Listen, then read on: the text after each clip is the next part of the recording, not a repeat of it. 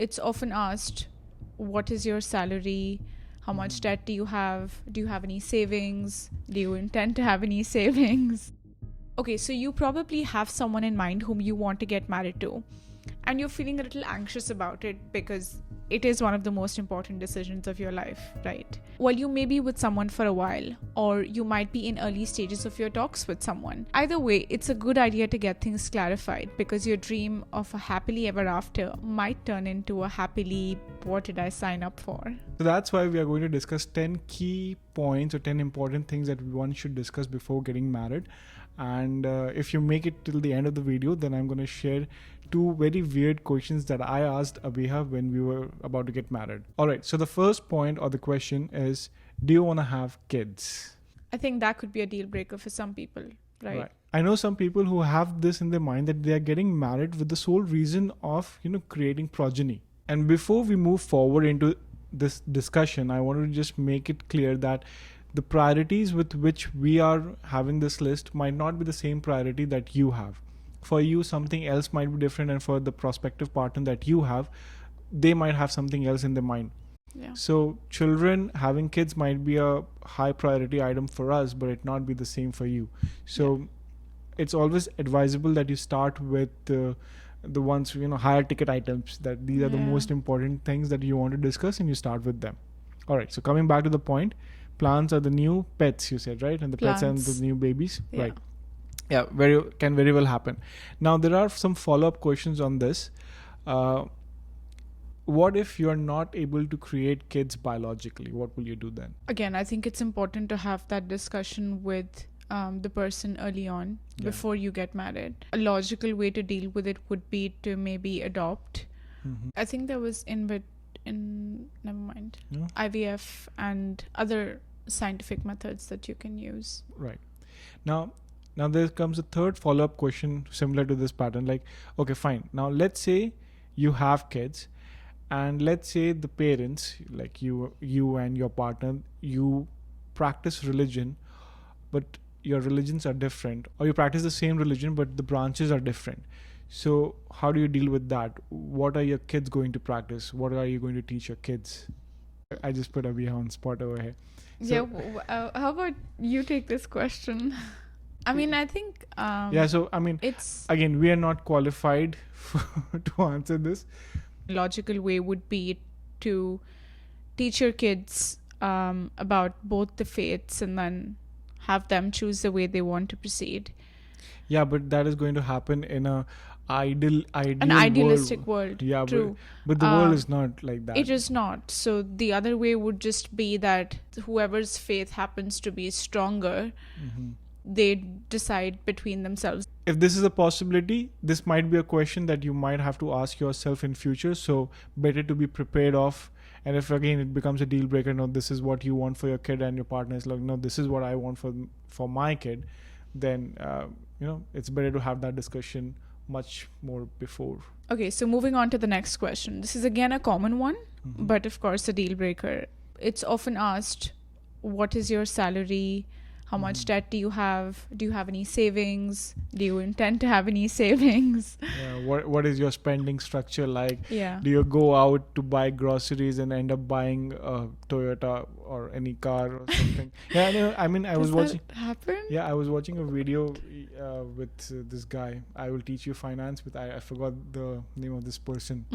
He was discussing financials with a couple, and the guy was like, so I went out to buy something. I told my wife that I'm going out to buy groceries, and he bought a quad motorbike, and the wife was like, she was in the kitchen and she saw the truck getting pulled in, and behind the truck there is this quad brand new bike attached to it, and he was like, and the worst part is that he doesn't even have that kind of money, so he bought it on credit card, and he has no way of paying it back. That's crazy.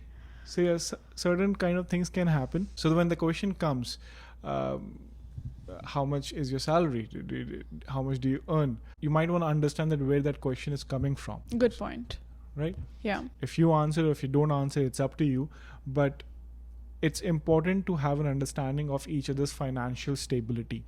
True. Ours is an arranged marriage, and we first met in MTR Dosa place in Bangalore.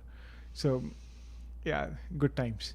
She didn't ask me that what my salary was, but obviously if a person is getting married to the other person, you would want to know what kind of financial stability is. Suppose I have a student debt or any other kind of debt. I was into network marketing and other things, so I might have had a lot of debt and she wouldn't have known about it.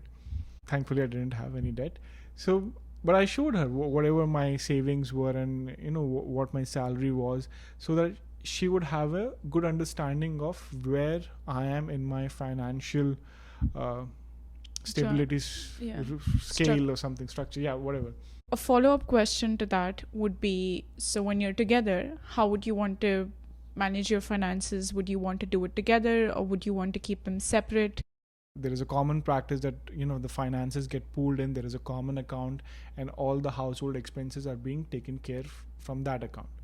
But there is also a thought process that you keep the bank account separate, and whatever the household expenses are, there is a new account. There is actually 3 accounts, one for her, one for me, and one is for the common household expenses. So rent, whatever the common expenses the are. utility bills and stuff. Yes, everything will go from the common account, and rest, whatever the personal account that we both have for us, it will be our personal. So I don't have to go and ask permission from her. She doesn't have to go and ask permission from me. And we both can spend money easily on whatever we like. Right. So again, it is your preference, but it's good to have this kind of discussion that what you would want to do once you get married. Well, just to let you know, things do change after you get married. Okay, now the next question which one must ask the other person is, how would you handle disagreements? Oh yeah. So I think we had this conversation too. Yeah, we had that. Yeah. For sure. I specifically asked, do you shout? Yeah, do you throw things? And I was just like, wait, do you think I'm crazy? There are people. And sorry, no offense, but he was just like, no, big offense to the person who throws things. You shouldn't throw things, irrespective of what the situation is. Yeah, don't throw things at people. Yeah, throw yourself out. And there is another thing. So if you are of the opinion that I will not have any disagreements with my wife, I am super calm and composed, and that's how I have been through my entire life, this is not going to hold true with your partner, because you guys are living together and you're bound to step on each other's toes. And then disagreements are going to happen, like it happens with every couple, right? Yeah, absolutely. Yeah. Disagreements will happen, and it's important that how do you handle those disagreements. When it comes to asking the question, how are you going to go up to the person and say, we had a disagreement, how do you handle disagreement? And you put the person on spot. So it is kind of a tricky question to answer when you're talking to a person who is a prospective life partner. So you might want to have a disagreement and see what happens. Test the waters. All right, let's move on to the next question. Yeah, I think this is again a common and important one. And of course, I think somewhere it is linked to whether you would want to have kids. So it is, do you have any health issues? Right, yeah. Good thing to ask, but even better thing if you have a health issue and you let the person know beforehand itself, even before the person asks. Yeah. So it's just manners, yeah. It's courteous. But yeah, good to get that clarified. I mean, there are things which even you are not aware of, so you can't really take care of those things. But the other things, if you are aware of it, it's not a good practice to hide it from your prospective life partner. Okay, so the next one is, again, it's an important one. How do you deal with sexual ebbs and flows? I read it in an article that if you're sexually satisfied, then you're satisfied with your relationship. So it's very important to have sexual intimacy between you and your partner. If it's not there, the partner would go out searching for that sexual intimacy. So don't let that happen. Moving on. How do we handle household chores? Yeah, you do everything. I will sit and do nothing. That's a fun way to deal with it, huh? Yeah, but or not? No. I think again, I mean, you should not feel that you are doing everything. And similarly, the partner should also not feel that she or he is doing everything. Yeah. Do some things together, do some projects together to understand what kind of personality your partner has. So it could be like the partner takes care of everything, or it could be like, your partner is giving you some activities and you are taking on some activities. So it's a balance. But yeah, talk to your partner. Okay, let's move on to the next one. The question is, where would you want to settle eventually, or Yeah. live in, if at all you intend to So, move? I don't know if you guys have seen Office, but Michael Scott was very happy in Scranton, and then Holly came along, and she was Yeah. like, she wants to spend time with her father, and they both moved to Colorado. So this could be a situation with you and your partner. Yeah. One of you would have to move. So what will you do? So Next question. Next question. Yes, please. There are a few other points: food choices, vegetarian, non-vegetarian, right? Physical activities. Do you exercise? Do you not exercise? And what else is there? Just Some personal time versus together time. How much time do you want to separate alone? How much time do you want to spend together? All these kind of things. These are not super important, but it's good to have a little bit of discussion on these topics so that the other person is not in a shock, when eventually you start living together after getting married. if after you get married you find out that your husband is a non-vegetarian when you thought he was a vegetarian, that is going to come as a big shocker to the ladies.